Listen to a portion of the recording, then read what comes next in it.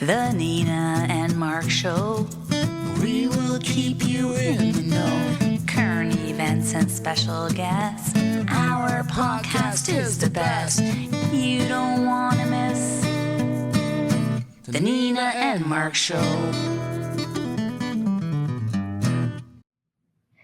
Welcome. My name is Nina Deeb.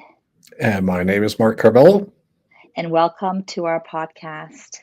Today's topic will be shrinkflation. Thank you for joining us today.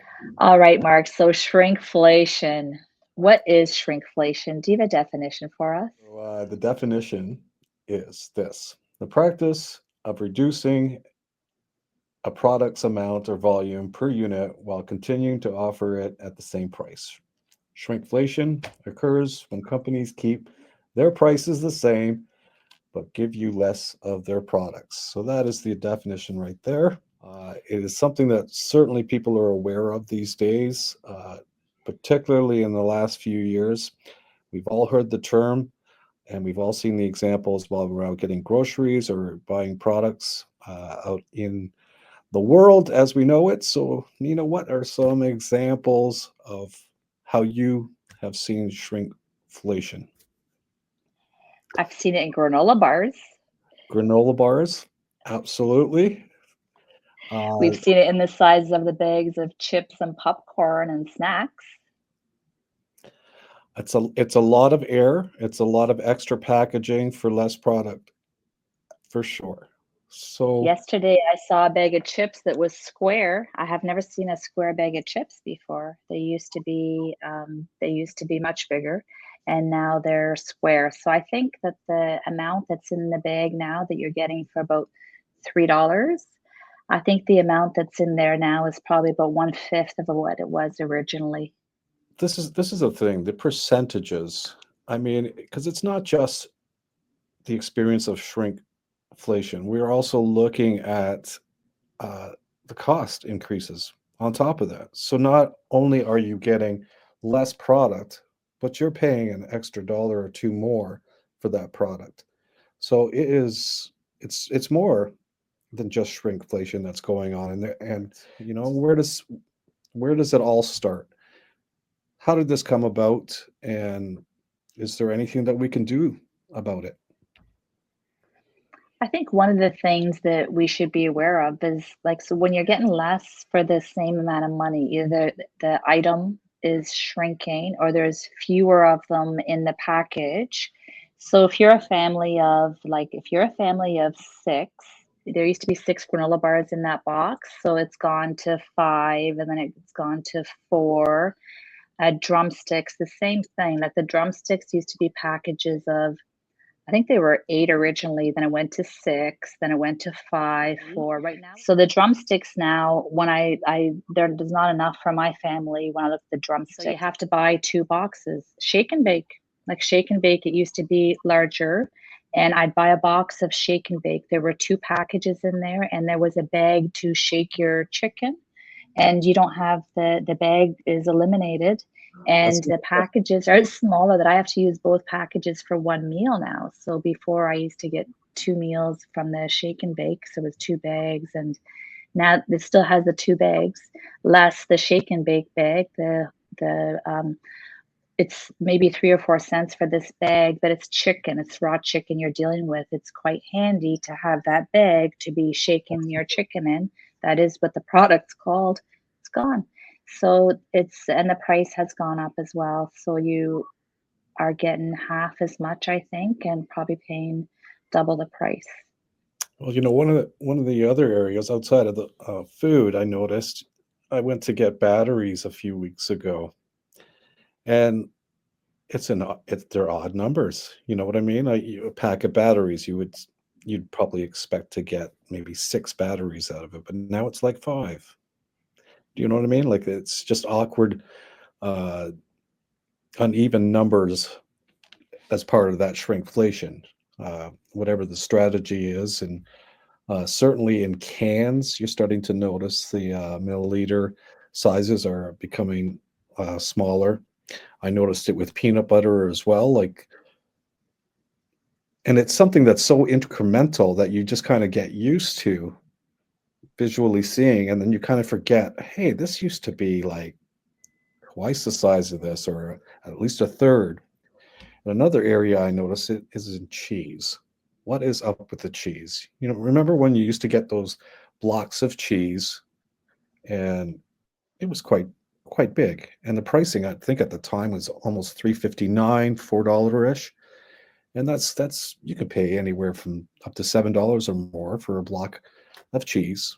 For I would estimate at least one third less that have come to mind when I'm in the grocery store or out buying things that I notice as well. Topic of it's not just the shrinkflation that's going on here. There's a whole plethora of things that's based around it, and this conversation has so many branches that we could go to. The cost as well. The cost increases over the last maybe 7 to 10 years. Maybe you could give us some insight into your experience with that. Well, one staple that I buy in my house is bologna. We're a bologna family. We love bologna. Oh, And the bologna it used to be 500 grams and it was $1.99, $2.99, like in that range. It fluctuated. And you would buy one package and it would do you. You could make lunches, you'd have it for the week. And that bologna went down to, I think it was 425 grams, and then 375 grams, and then 225 grams. So it just keeps reducing. And the last price I saw for beef bologna, it was $10 for a package of bologna. and this, I mean, it's endless. Even it just brings to mind for me hot dogs.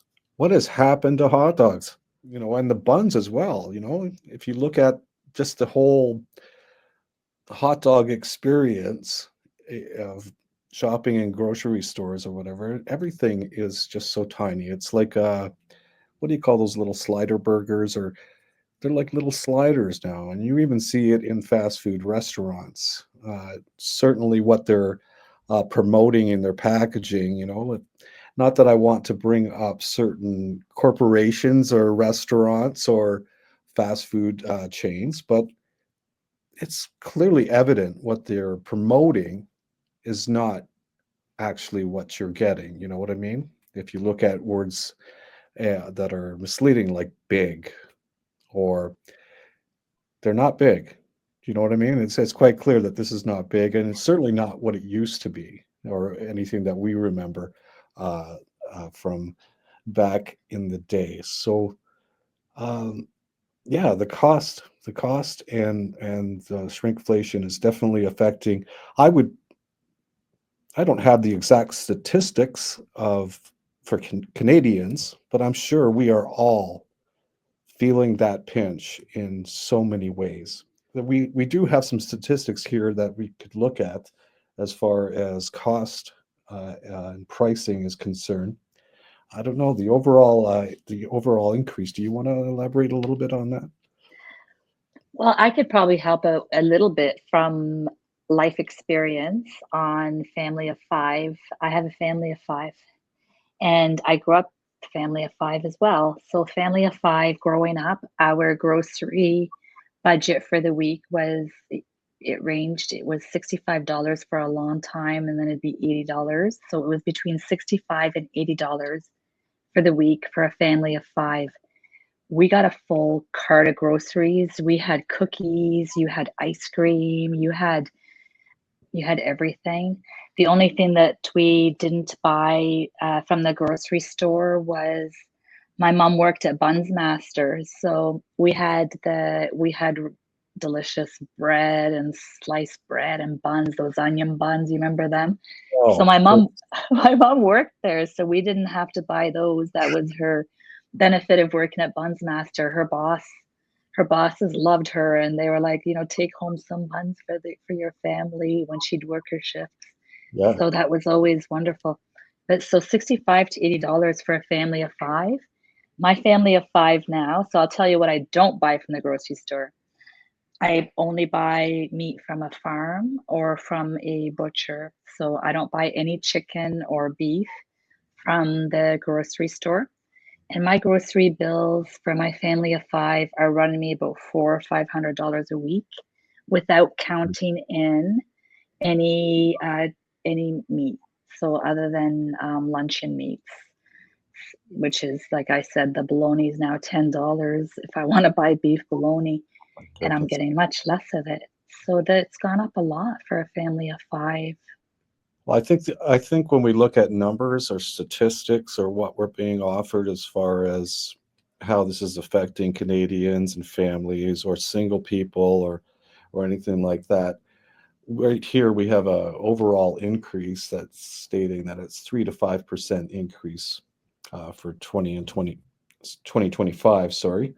Um, I don't know if I agree with that number.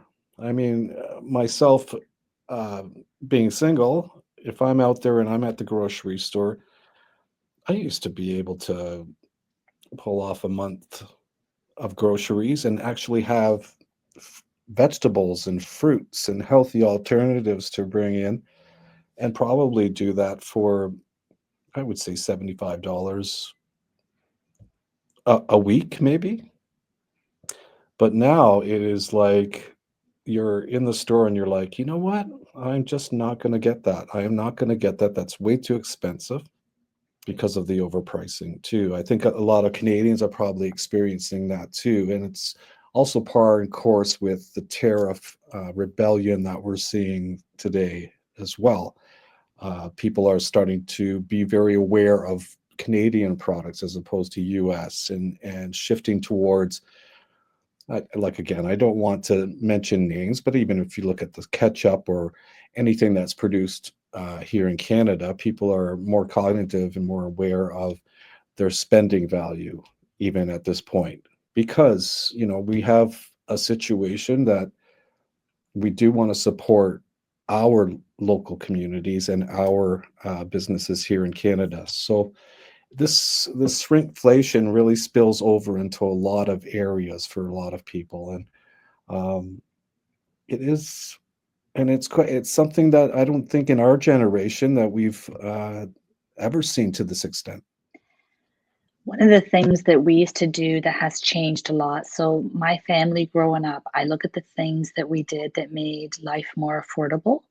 So, one of the things that we would do is the apple orchards and the orchards that would be around, you would go and you could buy bushels and you would literally have bushels of apples that would last for months. We would make like applesauce, you'd make apple pies, a big bushel of apples. They were like $7 or $8 for you'd go pick them.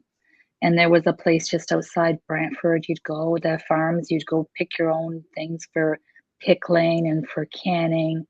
Big bushels of tomatoes. We didn't buy as many tomato sauces and pasta sauces and things. You'd have we would actually freeze the whole tomato. It would go right into the freezer. When you would go to make something that needed tomatoes, you take the tomato out, big beefsteak tomato or something, and you would run it under some hot water. The peel would come right off. You would chop it up and put it into your meals. So there was no preservatives, like, it was only frozen. It's only what you're adding to it, so your, content I love salt. I don't wanna make myself sound like I'm some kind of, good person here when it comes to bad food. I love bad food, but that is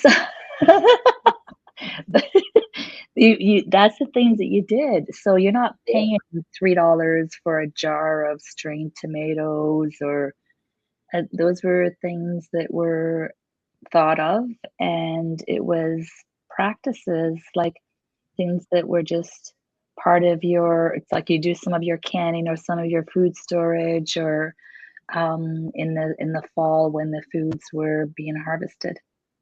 And I think this is on the consciousness of a lot of people, and I think a lot of people are looking into alternatives. You know what I mean? Going back to planting that garden, doing your seasonal pickling and all that kind of stuff. I think people are really looking at different alternatives to get themselves out of this pricing ridiculousness that we're in, and And there's another layer to this whole thing as well. You're probably with pricing. If it's good for you, it's going to cost a lot. Things that are good and healthy. You're looking at your fruits and your vegetables, your nuts, your olive oil, anything that is considered to be a healthier choice. That those prices already on top of the increases and the shrinkflation are through the roof. And I know that earlier we were talking about marketing and strategy that grocery stores may be putting together that people might be aware of. I would hope about strategically placing items in grocery stores. Maybe you could touch back to that topic we were talking about earlier. So I noticed it with nuts. You're gonna love my nuts. Hey, remember our song 1984 about nuts? There was a line in there about nuts. Uh, You're gonna love my nuts. oh yeah, yeah. Oxy, man. On it. But There's a the lot nuts. more to that song. I was skating. See, the nuts. It was the nuts. The nuts are, I find they're spread out through a grocery store. So you're going to have some in the international section. I find some of them in the snack section. And I find some in where the vegetables are, the fruits and vegetables. So they're kind of scattered, like with the salads. And if you look at nuts, when you grab a box, so you grab the plastic container, it's 1 kilo, 1.1 kilo. Grab that, it's $27.99. Then you get to the international section and it's there for $22.99. And it's a different brand, but it's still a thing of mixed nuts or a thing of cashews. It's the same, similar, only a different brand, same amount. And then you get to another section, and then you have the 333 grams on sale for $3.99. So really, like, it's the much better price is the smallest one. You could buy 3 of those and have your kilogram for $3.99 times 3. So you're buying that for only $12, just under $12 versus $27.99 to have gotten the same amount of nuts, that they're not next to each other for you to compare them. And you also have to be able to do conversions. You have to be able to convert between metric and imperial, and you have to know your basic conversions. What is 8 ounces? What is 16 ounces? What's a pound? I'm waiting for a pound of butter to not be a pound of butter. So that's so when you're buying your butter, it's a pound. It's 454 grams. It's a good way of remembering what a pound is. So 2.2 pounds in a kilogram.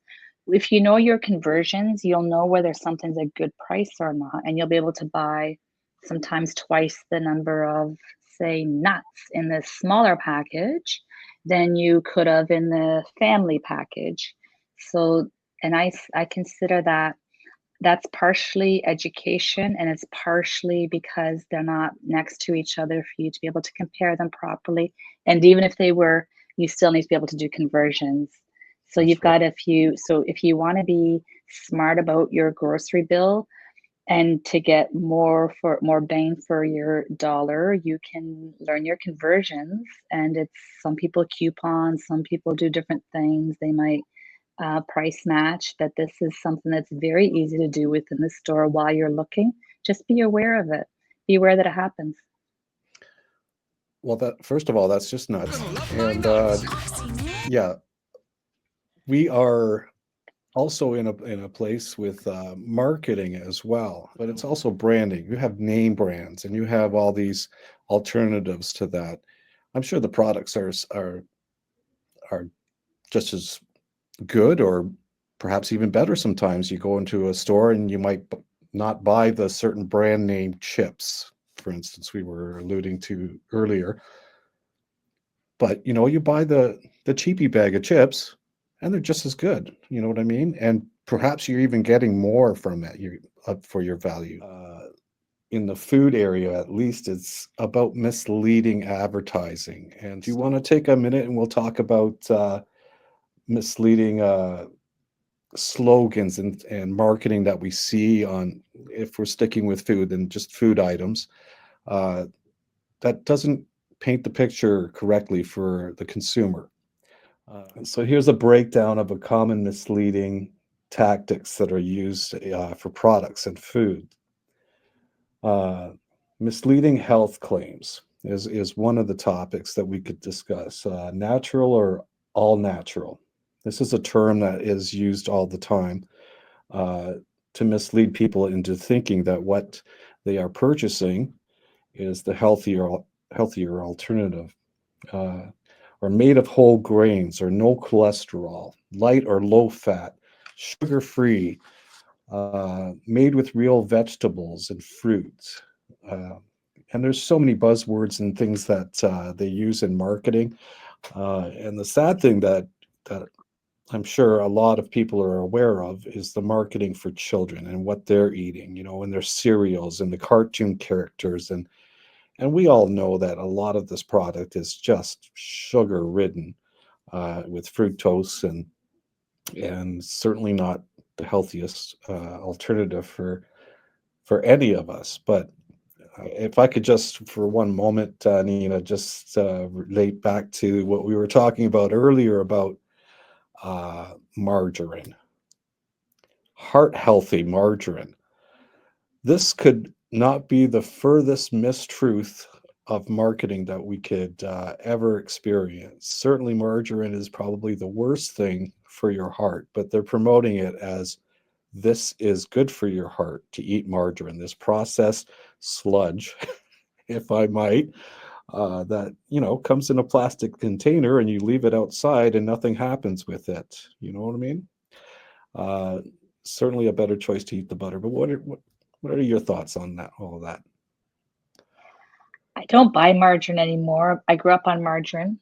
You are what you eat, I guess, but I don't buy it anymore. I only buy butter. And when I buy butter, that pound of butter, I actually cut it in four and I take out just 1/4 at a time because you don't need that much of it. So I'd rather have less of the actual food. So I consider butter true food. And I consider margarine pretend food. So, and there's almost all diet food. I consider most diet foods filler fake foods. They're somehow changed to, so I don't eat diet food. I don't drink diet drinks. I have, but that's just through my years, I've decided not to consume them anymore. Um, my own my own perception, like for when I look around, people that consume the most diet foods are the people that have the hardest problem with their weight. So I would rather have real sugar and real butter. And I rather have I do love whole grains and I do a lot of baking. So then you know what you're making. Ah, do a lot of baking, then you know what you're making, you know what you're eating. But the label reading, I it's a real rabbit hole for me. I wound up like being vegetarian because I just jumped into that rabbit hole and it was very hard to stay healthy. I was trying to be healthy and I wound up being vegetarian. I'm not anymore, but I only buy now from a butcher. So once a year, like beef only comes from a farm, and the chicken only comes from the butcher. So I don't, I try to avoid factory farming and concerned with what is being called meat. Reportings about fake meat, it's something that's lab created, made to look like real meat. It's being sold as meat, but it's something that's, it's like the margarine of it's not really butter. Here's the margarine version. And you don't know what you're buying. I think it's not properly being labeled. We're looking at whole food in a different perspective. There's a lot of talk around diet these days and the keto diet and eating beef and avoiding carbs. It seems that pyramid that they've developed as far as carbohydrates should actually be reversed from some of the things that I've been looking into and like the keto diet. And I think one of the important things to remember is does anyone really know what a cheesy is? Do you know what I mean? Like It's just common delicious. sense wise, it's delicious and it is addictive. But what is it? It can't possibly be food. It's just styrofoam with some fluorescent cheese sauce on it. But you know what I'm getting at. You know when something is real and good and healthy for you. As you mentioned, if you go to the farmer and you don't have this mass production chicken farm that has 30 million chickens in a tiny little cages, and they're mass producing this.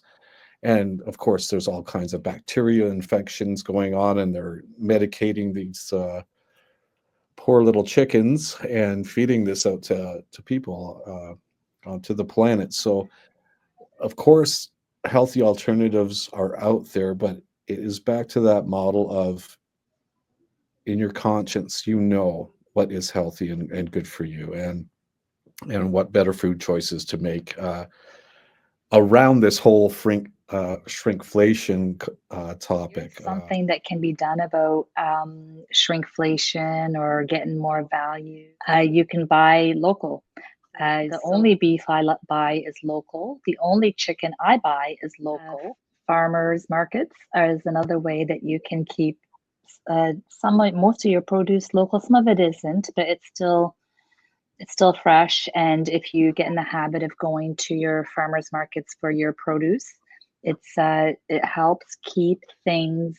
Jobs are local, and so even if the item is still being imported, it's okay because some of it isn't. So that's how I look at it. People say, well, it's not always local foods. Like, that's fine. They try to have local foods. That's kind of what they're trying to do. And if they have some things that might be coming from other countries, that's okay. Some of it is, the majority of it is within so many kilometers of you. So and then you think about, like, my farmer is used to work here in the office with me. He supplies most of the people here in the office. I know that's where the beef comes from, and it's different. It's better. It really is better.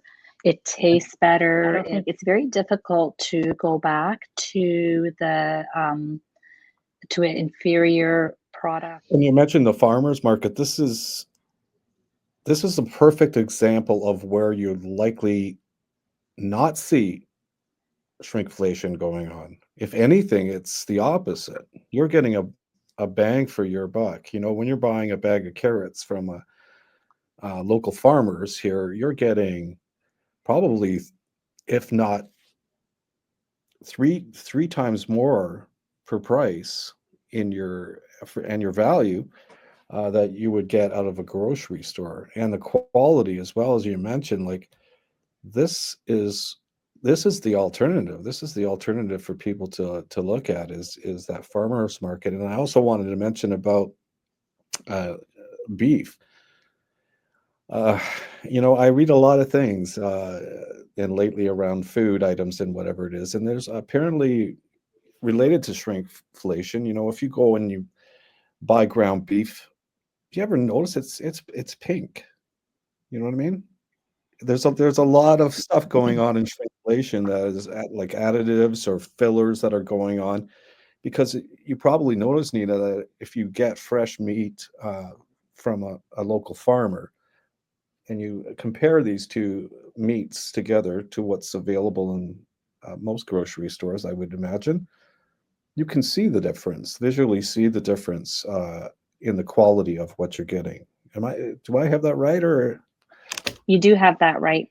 Like, my brother switched to my farmer with me for his beef, and he ran out last year, and he was buying grocery store beef again. He doesn't want to run out again because it was such a difference. The color was different, the texture was different. I'm not a big meat eater. I eat a small amount of meat.